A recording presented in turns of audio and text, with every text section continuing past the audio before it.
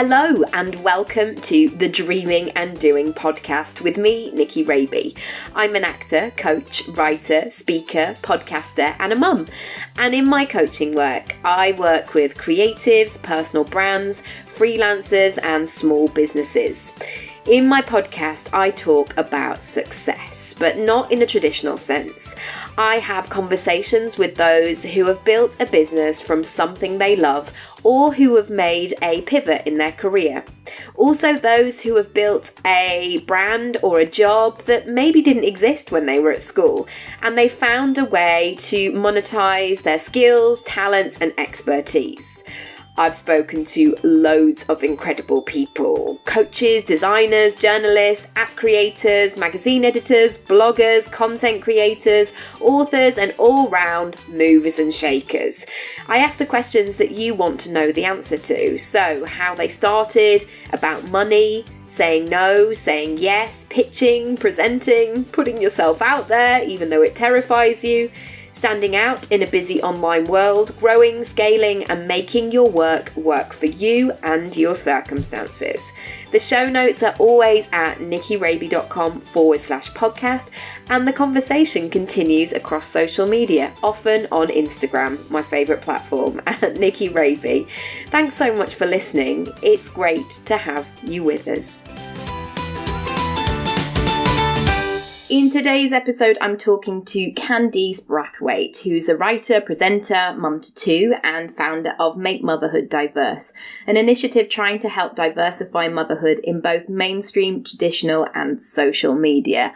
What a chat. There is a lot of juicy content in this about money and pivoting, asking for what you want, negotiating, going to the next level, saying no. I mean, all of these things just really light me up. I think you'll really enjoy it. And grab a piece of paper and a pen because there may be some thoughts that pop up along the way that you might want to capture. Come and join the conversation over on Instagram at Nicky Raby and tag Candice, of course, if you enjoyed the episode.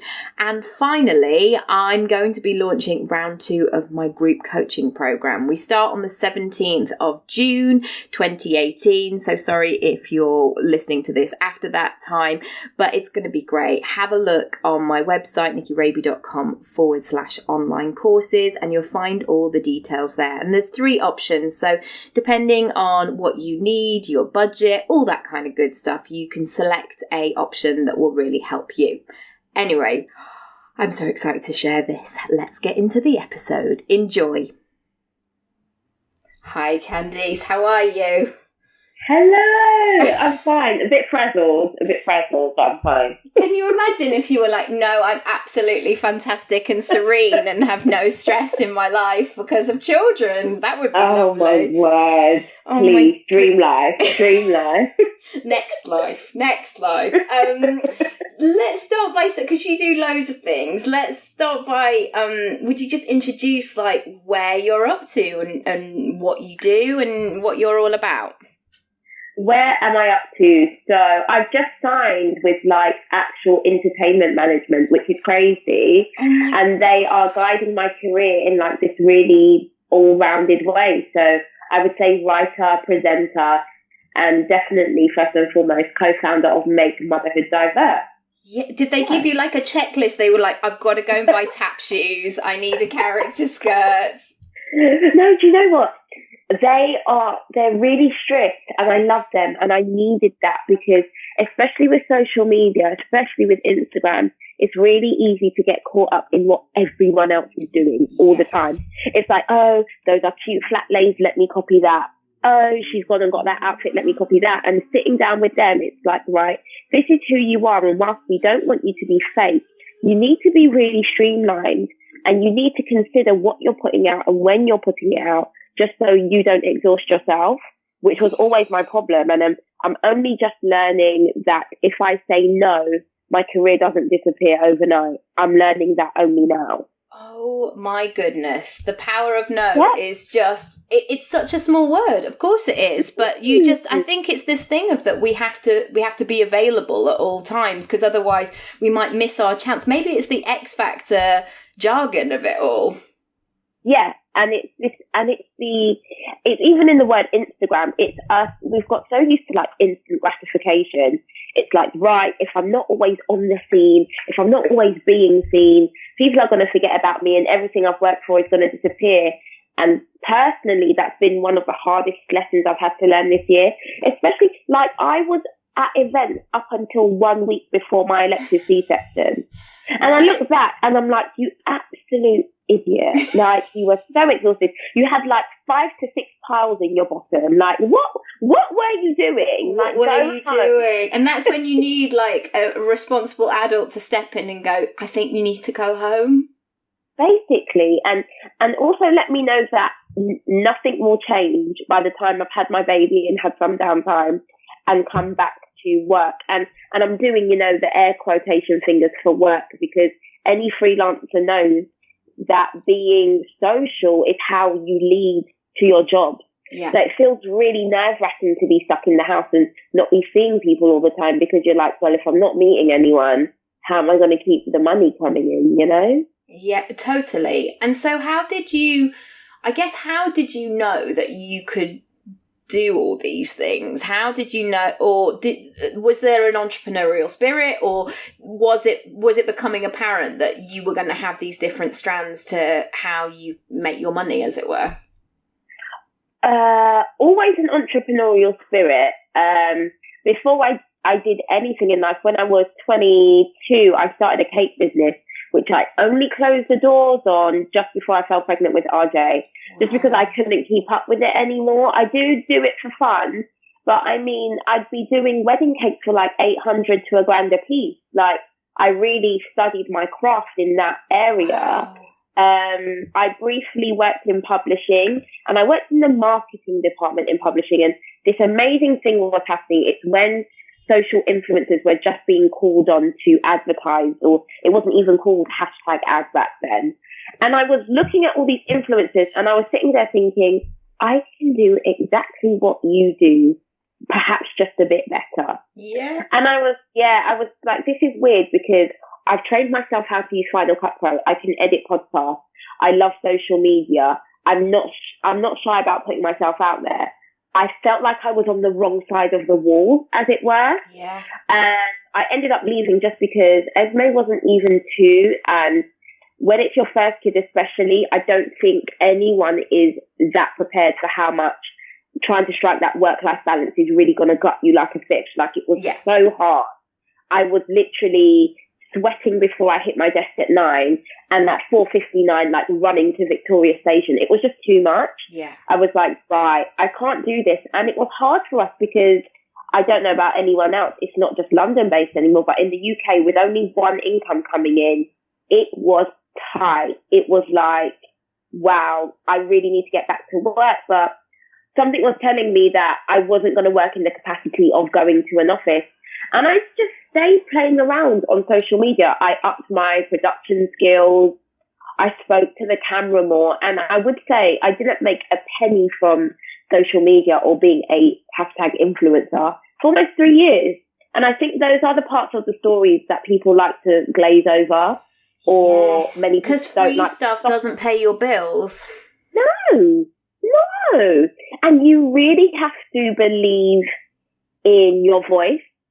Or what you're trying to say or sell to make it in that market. Because for a long time, it's only belief that's going to carry you through. And I wouldn't encourage anyone else to not have a backup plan. I didn't have a backup plan. I guess at best it was, once she gets to school, I'll just get another job in publishing. Yeah. But fingers crossed, I don't have to do that.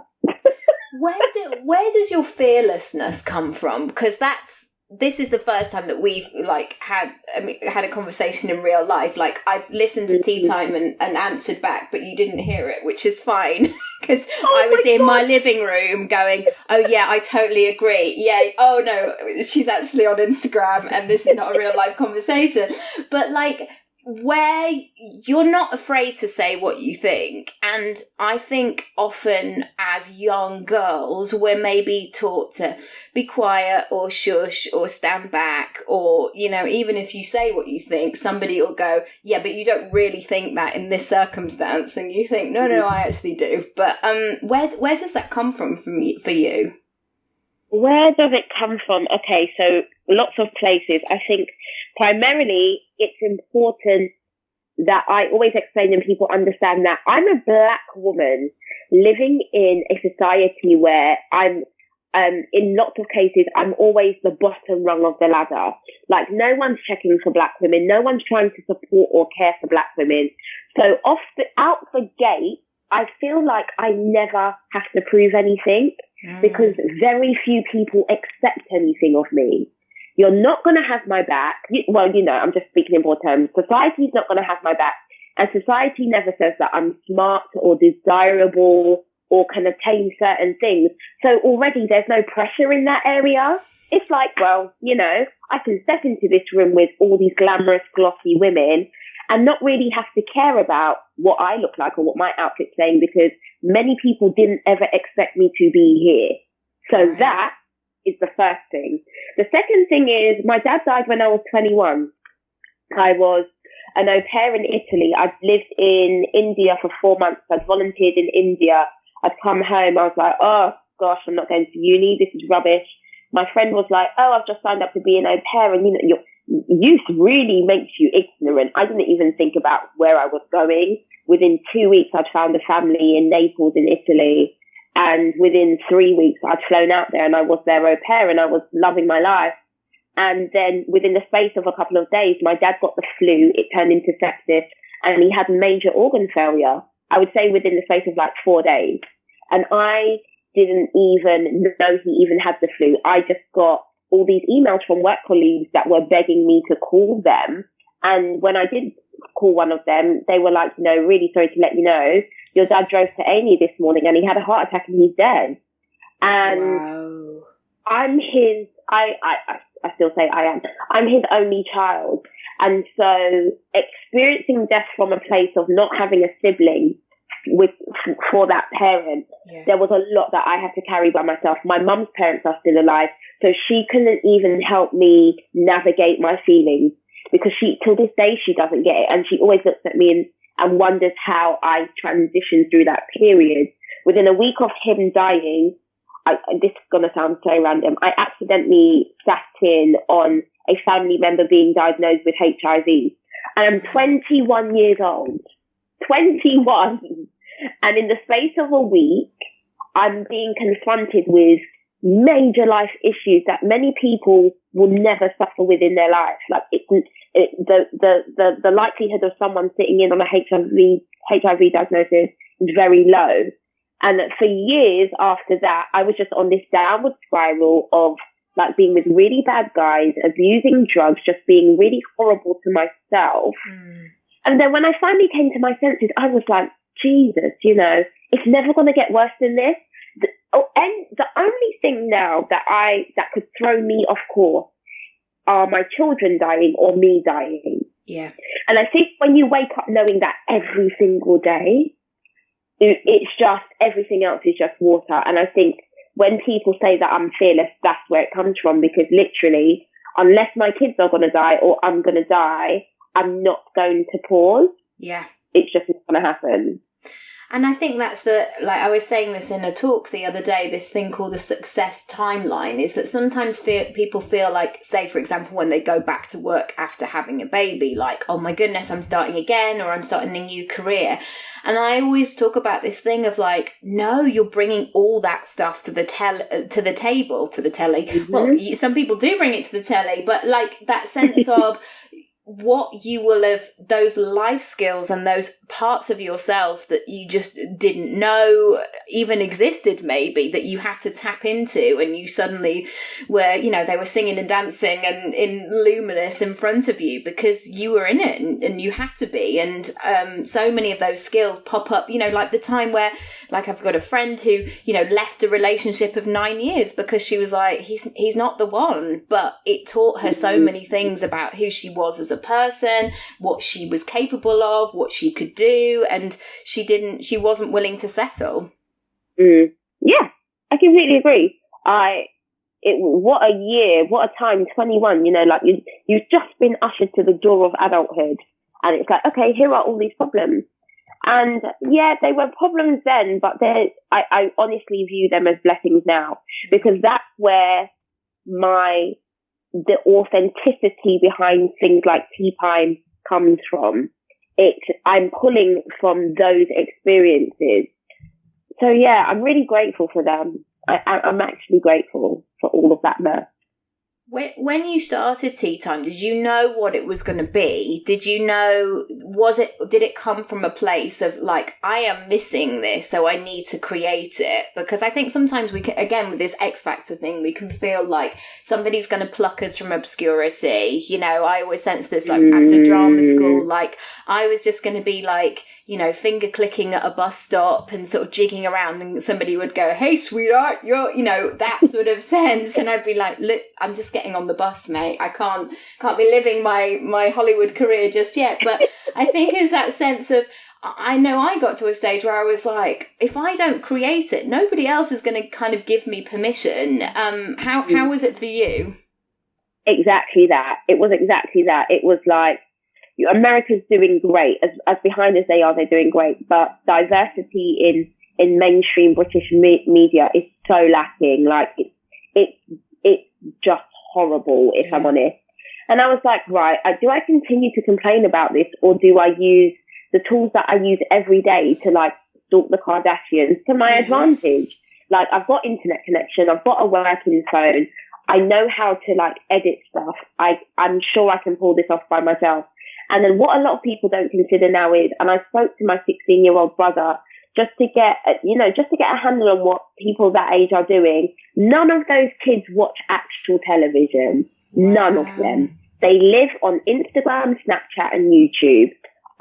It's so rare that the only thing I watch on TV now is Handmaid's Tale. Yeah. And even that, I don't watch it on TV. I watch it on the Sky app on my phone. Yeah. Like, we are so heavily invested in apps and the internet, and we can pull so much attention via these platforms. Like, if I put up a grid video on Instagram, I could get upwards of 5,000 views. Why do I feel like I need to wait for the BBC or Channel 4 to knock at my door? Yeah. It's just not that way anymore. And I was like, so long as well. Like, really? We're going to develop something for 18 months when I can make it by next week? Like, no. This is it. And it's so horrible. And it's the same issue with the publishing industry. I'm like, wow, you guys want to tap into the influencer market and, publish these books that you think you're going to make money off. The issue being, by the time you say yes to that book and it actually hits the shelves, everything's gone cold. Yeah. You need to be quicker at picking up this pace, because you can't hold the people's attention for that long anymore. No. So yeah, with Tea Time, it was literally like, I don't see myself on TV. I don't actually have to be on TV. There's another and a better way to communicate this message. And how did you know sort of how to build it and how to grow it and to really get the traction? Did you try lots of things in the beginning, or did you have a mindset of like, this is what it is and I'm going to just consistently do it? Because apparently there's no such thing as an overnight success, right? Oh my gosh. Okay, so here's the thing. Tea Time used to exist in long form on YouTube for 2 years. And it was more about like gossip news. And I would run home from work at my publishing job right before getting Esme from my mum or nursery, set up my camera, film for 20 minutes, then go and get her. So Tea Time was in existence long before I ever brought it to Instagram stories. I grew tired of it. I grew tired of reporting news that you could find in the National Enquirer. And I was like, I'm putting this to bed. I don't like it anymore. I was in Barbados. Really nicely, Papa B had sent me to Barbados by myself for a holiday. And whilst I was in Barbados, Grenfell happened. So I'm watching Grenfell from Barbados. Which is like a year ago, isn't it? Almost. Yeah, almost exactly a year ago. And I was on my aunt's veranda and I picked up my phone, and that was the beginning of tea time for Insta stories. It was this rolling succession of stories of me just talking about how Grenfell happened because those people are poor and disenfranchised. And it had such a rousing effect that when I got off the flight at Heathrow, I said to Papa B, I was like, tea time's coming back, but it's coming back from more of a place of emotion and wanting to support women and perhaps make a change. Yes. So again, it was something really horrific and negative that was the spark to like just shift the perception and shift how I was going to do it. And I made sure, I think for the first 4 or 5 months, tea time went out every single day at 1 o'clock on Insta stories, every single day. And I had no plans for like growing it. I was like, I just enjoy doing this. And one day I got a message in my DMs, and I tried to read every single DM. And it was this lady, and she was like, oh my God, your tea time about Sex in the City, it was amazing. And I always try to check a person's profile so that I can respond with their name. Yes. And if when you don't have your name in your profile, please put it in, because I'm the same. I'm like, but what's your name? Please tell me. I touched her profile and her name popped up, Giovanna Fletcher. I'll be honest with you, I've never heard of her. Again, I'm a black woman from Brixton in this very closed off world. Of course I knew who McFly were, but I didn't know who Giovanna was. And I looked at her following and I thought, Jesus Christ, this person has almost 1 million followers and they watch tea time every day. I was literally climbing the walls like, what on earth is going on? And I put my phone down and I walked away and I paced up and down, and I couldn't pace very far because our flat was so small back there and I was literally pacing the ceiling. And I was like, Candice, do you ask her to share tea time with her followers? And I was like, no, don't do that. Because, I just did that thing where as women, we're like, don't do that. It's bad for business. Don't ask. She'll say no. Don't do that. It's not a good idea. And then I finally was like, you know what? No ask. What have you got to lose? And in my message, as per usual with women, it was very apologetic. So sorry to bother you. If you enjoyed it that much, would you tell your following? I even said to her, I understand that you're normally paid to promote things. And if that's the case, please tell me to pee off and I'll go and see your management. I was really honest that I was like, it would be so awesome if more people could see this. I sent that message and I turned my phone off. I was so scared. I just turned the phone off. I was like, oh, she's going to be really upset with that. And I can't deal with that right now. Yeah. Scott Ismay from nursery came home, switched my phone on, and my following had gone up by 5,000. Whoa. And I was like, what the heck? And literally, now my phone was back on. My notifications were coming in so fast. My phone wasn't even dinging. I just kept seeing the notifications. It was just shaking and going, oh my God. Like, what? And lo and behold, I checked, because she tagged me, she'd done like a whole succession of stories saying how great she thinks tea time is and how everyone should check it out. And again, funny enough again, through something that made me really scared, Giovanna and I are now really good friends. And she's the first person I call when I don't understand the contract or I'm not sure about the next step I should be taking. She's like my go-to girl. And I can't imagine not having her in my life in that capacity now. So it just goes to show, always ask. Oh, it's so true. And that sense of collaboration over competition is I have so many, we were talking about a play that I did years ago. I know that if I could phone any of those women or guys actually in that play, even though it was, 10 years ago, and say, can I ask this of you? Because I would do the same for them as well. And I think just having those people in that circle as you're going to the next level, what have been the other things that have really helped you sort of, I don't know, get your game face on, I guess, and sort of navigate the next step? And, I don't want to give the trolls too much sort of ammunition, with their crazy hair. But, I think I mean, I certainly don't have, as big a following or anything, but I have noticed recently, since doing the podcast, love you listeners, all the nice ones, obviously, but I have started to have a few little slightly snarky or weird kind of emails of like, Nikki, can I just, like, I can't afford to pay you, but can I just have like 4 hours of your time to like talk about my thing? And it's like, if I was a masseuse, I wouldn't just massage you at the airport, it's not, it has to be within a container. So I've really had to learn how to zip up the boundaries. How's that process been for you? It's been terrible. It's been terrible. I'm a classic Pisces. Like, I will give and give and give until I'm exhausted. This conversation actually came up today where Papa B was like, Papa B manages my diary and my management, like, manage my workload. Yeah. And that I've only had management for 2 weeks, and they've literally been like, girl, you're doing this all wrong. You're saying yes to too much and you're going to run yourself into the ground. You really have to prioritize. And I always think about not wanting to cheese off my original audience. Like, that's my biggest fear. I never want to grow my career to a place where then those who watched me way back when I was in Barbados talking about Grenfell feel like that connection isn't there anymore. I'm very humble in the understanding that I'm in the line of work that without them, there is no me. Yeah. And I constantly have to feel like I'm at the very least giving back. Yes. But on the flip side, I'm also having to learn to not give away too much for free. Yeah. Because I'm learning, and I said this on Insta Stories the other day, I am learning to ask other women in my field how much they're charging. It's rude. It's not very British, but I don't care. I'm like, hi, such and such brand is called. I know you've worked with them. What was your cost? Yeah. Because when we don't do that, I've gone out for jobs where literally people have called me and been like, yeah, you could have got 4 times that, right? Oh. And I'm like, so it's like, excuse me, will I just be sick on my shoes? Oh, God.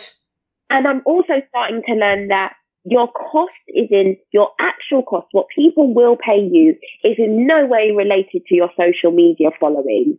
They like what you do or they don't. They're not paying for those numbers. They may pay for an entryway into your audience, but they are not paying for what your following is saying. They're paying for your unique talent. Yes. And for a long time, I was aligning my cost with what my following was saying. I'd be sitting there going, well, I don't have 100K followers, so surely I can't charge that much. And I'd rock up to a set, do an entire day's worth of 9 to 5 presenting, and then toddle off with a couple of £100. Yeah. And my management now find that both hilarious and horrendous. They're like, what? Those companies thought they won the lottery with you because no one else would have done that, but you live and you learn. So I'm just now in a position where it's like, I want to help. I want to give back. I don't want to annoy anyone, but also I've got to keep the lights on and I've got to keep my sanity. And it's all about trying to strike that balance.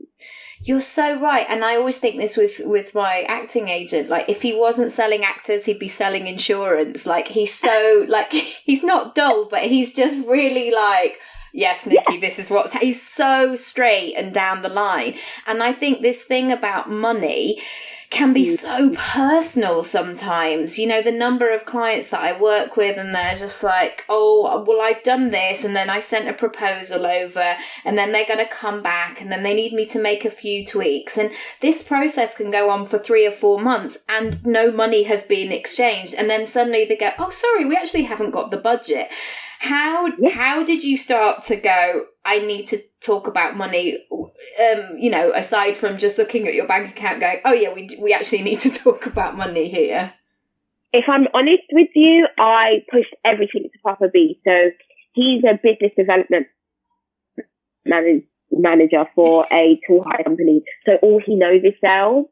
And I would get a contract and not really understand it. And I just pass it to him and he'd come back and he'd be like, tell them this, tell them that. And one day I just woke up and I was like, do you want to be my agent? Yes. He was like, what? I was like, yeah. I was like, I'm a woman learning to get good at talking about money, but in the interim, I need you to be that front-facing guy who's not going to take any rubbish. And he was like, yeah, you know, until you get proper management, I've got you. And I would say for any woman, especially struggling in that arena, try and outsource. Yeah. Even if it's just your gutsy friends who, you know, you can make up a little fake email for and, you know, just literally fake it till you make it and send all requests that way where your friend is the buffer, you know? And what I noticed is I'd be speaking to one company on a Monday and they'd be telling me one number and he would speak to them on a Wednesday and completely up their figure. Wow. Wow. This is the same company. Do you respect men? We know men are respected more when talking about business. Is that the problem? Can you get a sense of confidence from him that you don't get from me? I can't pinpoint exactly what the issue is, but there is one. And for me, it was just about saying, you know what? I'm the talent. I'm not really good at getting what I'm worth, and I need someone to do that for me. Yes, because I think also this thing of the opportunity, like, you know, I'm offered loads of things like, oh, it would be great exposure or it'll be great opportunity. And I always work on the basis, I'm getting well feisty today. I think it's because we've been up since 5. I'm like, and this annoys me and this annoys me. But I think that thing of the exposure or the opportunity, I kind of get to the point where it's like, no, because I've been doing this for a long time. And also, you know, I know I'm such a pleaser by default that if I'm there on somebody's set or in somebody's room or in somebody's meeting, I know that I'm not leaving unless I've done a really good job, that I bring that to the table as sort of my standard. And yeah, it's a tricky one. So what would you say, I guess, to people who are beginning this sort of, maybe it's a portfolio career or maybe it's this sense of, I have all these skills, but I don't quite know how to package them up and do it in a way that feels really good to me. And this goes against so much of what I say, but find someone you see already doing it well and copy their steez for as long as you can. Like, look at their website. How do they lay things out? Do they put prices on their website? Just find a framework. Like, don't copy their personality or anything like that. But when it comes to the business, find someone you admire and just literally pull a sheet out of their book. Because you're going to make so many mistakes. You will. I still make mistakes. Yeah, me too. That, you know, you just need a framework for the time being that you can be proud of. And when, you know, we all know, you know, Emma Gannon multi-hyphen method, you know, we're all forward slashes now. We've all got 10 things going on just to put food on the table. It's so hard when people say, oh, Candice, what do you do? I've had to learn to stop doing that nervous giggle and just like cut the taste, you know? Yeah, because I always had this thing like, oh, well, I am a sort of actor. Like because when I went to drama school, it was like I came out and it was either like you're an actor and you're a success, or you're not and you're like drunk in the street because, you know, you're so sad about your flailing acting career. And I was just like, oh, hang about. But if I look at the people at the top, you know, the Hollywood dudes, like they're not the weird ones, but like if I look at the Reese Witherspoons or the Oprah Winfreys or the Gwyneth Paltrows, they're not just acting, they are doing all of the things because it's contract work and you have to do lots of different things. And as soon as I gave myself permission to be an entrepreneur and have different strands, like it all kind of made sense suddenly. Yeah. And, you know, we're living in a time where, you don't have to do one thing. And if we're really honest, one thing doesn't pay that well. No. Like, even the things you go to uni for, like being a doctor doesn't even pay that well. Everyone and you're so tired. Everyone's got multiple strings to their bow. But again, especially as a woman and then especially as a minority woman, it was giving myself permission to drop the nervous giggles and just be like, well, you know, I present and I write really well and I have management and this is where you can check out all that I do. Yes. Yeah. It's you know, and every time someone gives me the opportunity to say it, I get a little bit better. Yes. Yeah, because you know what it feels like when you go, oh no, I've just totally said that in the wrong thing. And I have it sometimes with coaching clients of when they say things like, I just want to make bills. Well, firstly, I think we all work too hard to just make bills. Like, we've got to have a bit of wiggle room, because otherwise, like, what's the point? I'd love to finally ask a bit more about Make Motherhood Diverse and sort of where that came from, and how that conversation started. Amazingly, again, okay, you could just got a sense of theme with me. So I would say apparently, because I didn't read this one specifically, apparently there was a really terrible Mumsnet thread where they were speaking about mums on Insta, because I hate the term Insta mums. They were speaking about mothers who use Instagram in a really derogatory fashion. And when I heard the names of the mums floating around, I literally just rolled my eyes. It's so funny because I'm friends with a lot of them. But it was like, right, yeah, white and middle class good start, white and middle class good start, white and middle class good. Even though they were being spoken about in a derogatory manner, all I took from that whole hoopla was none of the women being spoken about look like me or many of my friends, right, or come from those the same economic backgrounds. Yeah. And this is boring. Like, even though these poor mothers are being trolled, I'm still very much bored of this conversation. Yeah. I have a kid too, and I remember coming onto Instagram shortly after Esme was born and searching for a mum that looked like myself was like searching for a diamond in my backyard. It just wasn't going to happen. Like, I don't have a fringe. Horizontal stripes look appalling on me because I'm so short. Like, it's not going to happen. Yeah, I did a blog post like 10 reasons why I shouldn't wear a Breton top. Like, I've got a substantial rack. I am only 5'2" myself. Like, I just look like I've never had sex in my life. I just look like I look like Downton Abbey, like that. I just look like I'm in some prison uniform or something. It's just awful. Yeah, you're right. You know, my pram, we were so poor when we had Esme that I got our bugaboo like secondhand off Gumtree for like 200 quid, and I didn't realise till we got home that the bloody frame didn't fold. Like, that's how skint we were. And I was like, there are many layers to motherhood, and yes, I don't see it. And literally, again, I think off the back of some stories, I just came up with this hashtag, Make Motherhood Diverse. And it stuck. It really stuck. And all of a sudden, out of the woodwork came all of these Black British mothers and Black Asian mothers.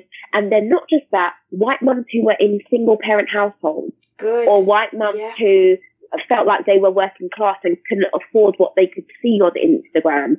Or women who are less able-bodied.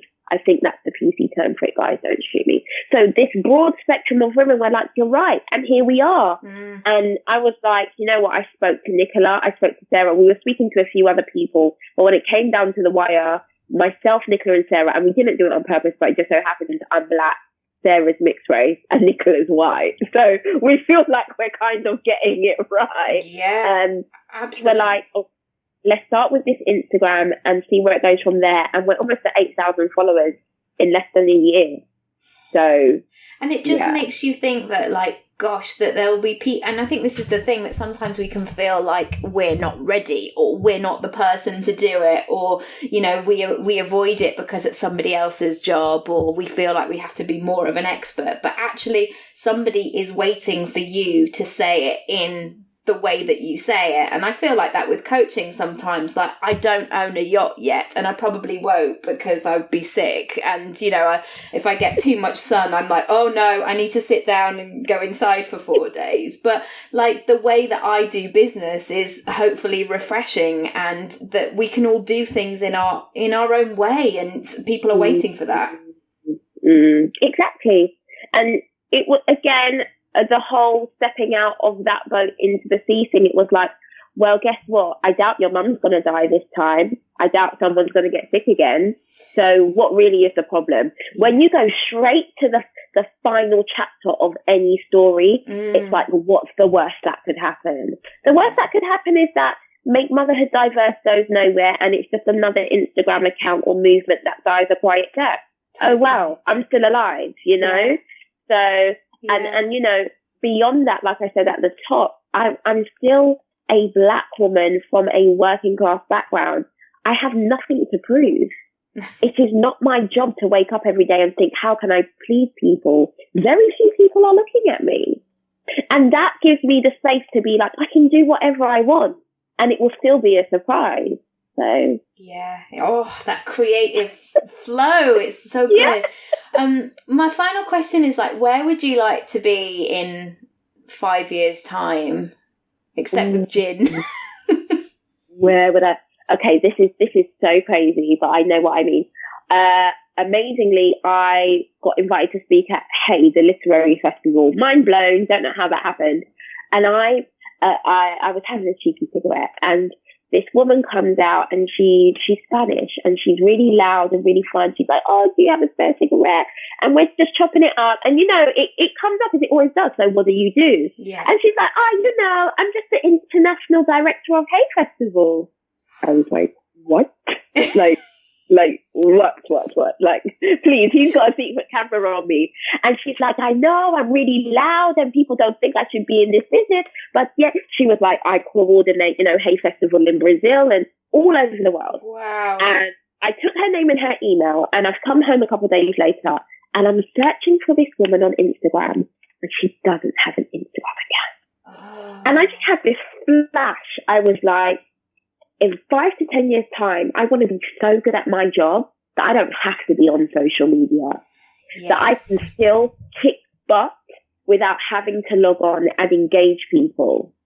And I know that sounds really crazy, but to me, like that's the true definition of success.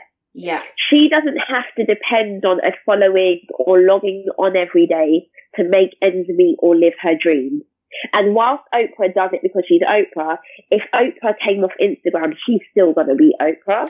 Yeah. And that, for me, that's like the final hurdle. And do you know what that job looks like? Do you think it will still have the different strands that you have now? Yeah. It's always going to be multiple things. I know it's had a really bad rep, that whole jack of all trades and master of none. I just don't have a master attitude. Like, I can get bored really easy. If I'm not enjoying what I'm doing, I'm just not engaged. I think one of the most important things with people would say, like, stop swinging on the back of your chair, because I totally used to do that at school. Like, oh, really? Is this what's happening in this room? I'm ready to go to the next room. Like, we're still having this conversation. And I don't know why for so long that's had such a bad rep, because that's the only way I see my career going. I think now as well, with the whole social media thing and the internet, why should you just keep it to one thing? Yeah. I would be, while she didn't need it, could you imagine if J.K. Rowling had Instagram back then? Like the next layer, the other dimension that would have added to Harry Potter stories, mind blown, to see her creative process. I would be like, oh my gosh, this is amazing. Wow. But she's just J.K. Rowling, the writer, and that's great. We love her for that. But now I think there's the flexibility and also the expectation for women, especially, to do more. It's like, you don't just have to be this one thing. You don't have to like one thing. Who likes one thing?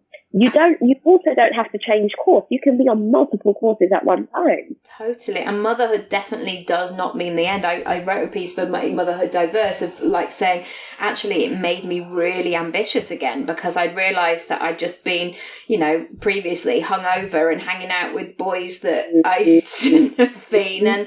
And I think, gosh, what was I doing then? And it actually took me becoming a mum to really have that fire in my, like I always say, like they took £9.10 out and then put the fireball back in of like, let's freaking do this, because I felt like my time, and sometimes there is that pressure that my time in quotation marks is at 19, or when you've got the thinnest waist, and my waist is not the thinnest it's ever been and I'm not 19, but I do feel like I'm good to go.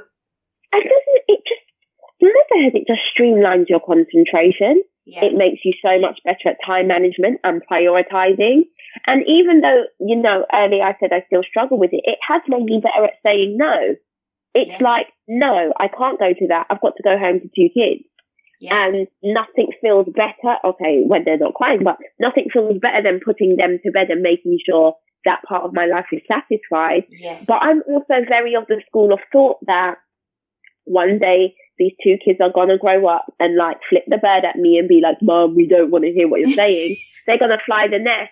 And I never want to be one of these mothers that without them I feel empty. No. Because I was a woman before them. Yes. And even when they leave home, I'm going to be a woman after them. And there are certain things that I'm going to need in place to like not fall apart. And for the amount of times I have to say to Esme, babe, I can't do that with you right now, I'm working, I'm really hoping it's going to pay off for all of us in the future. Absolutely. And I am letting Oscar go on my Mac already to do typing, mummy, because that's what he asks, because I want him to be able to work a computer. And even though it terrifies me that he's fiddling with my MacBook Pro that has all of my work on, I'm trying to set a good example, and I never want to leave to go to work like in a sort of like I'm abandoning you, because one thing I've realised, and certainly if we have I'm going straight out there sharing my life story, but if we have another one, I know that I need to assign more budget towards me feeling good and not scrimping and saving, because I think there's that thing sometimes that, I'm a mum and as long as the baby's got everything, then I'm fine, and the baby will always have everything. So actually I need to make sure that I've got good moisturising cream to like stop making my face look like it's falling off. Basically, and to learn to not apologise for that. Yes. Like, I'm a multifaceted woman. I've had these kids, but I'm still me. And when I put them to bed at night, I have a G&T every night at 9:00. And Papa B is like, oh my God, you're such a raging drunk. And I'm not a drunk. It's just that this is me. And I need my me time to be better for them. And especially for Esme to see that, you know, you don't just have to have these kids and be a woman stuck in the house. No. You don't even have to have kids at all. It is your choice. And it's really important that she gets to see that. Oh, totally. Because basically we were never shown that at school. So we are the next generation of going, actually, we can do, when somebody sort of said this word about being a CEO, I was like, nobody ever told me that like the CEO was an option or like doing your own thing. It was just a bit like, you're grateful to have a job, sit tight and just do what you need to do. But people find you online if they want to come and say hi. At Candice Brathwaite. Now, so much confusion. So it's not Brathwaite. There's no I in the first syllable. So just BRATHWAITE at Candice Brathwaite on Instagram and www.candicebраthwaite.com. Yeah, I don't do Twitter. I find Twitter very depressing. No, it's Twitter, like I just lurk like I'm at the wrong party. Like I just stand like by the crisps going, I don't know, does anybody know? Like, where do you find the drinks? Like, I don't understand the rules. And, and sometimes I think, I must go mingle. And then other times I'm like, it's too stressful. Be bothered. Yeah, exactly. It's like being, standing on the sidelines at a school disco again. I just can't do it. But thank you. You're amazing. And just keep doing what you're doing. It's wonderful. I look forward to it every day. Not like a creep, but like in a kind of like, I really love your content. Oh, thank you so much. I'm going to try and keep it up for as long as possible. Good. Until the day comes when I don't need to anymore. Yeah, when you're just bumming fags in the street from other people. Thank you so much. Bye. Bye. Thank you so much for listening. I hope you enjoyed it, and I would love to hear what you thought of the episode and share any takeaways with me. Come and find me across social media at Nicky Raby, or you can visit the podcast page, nickyraby.com/podcast.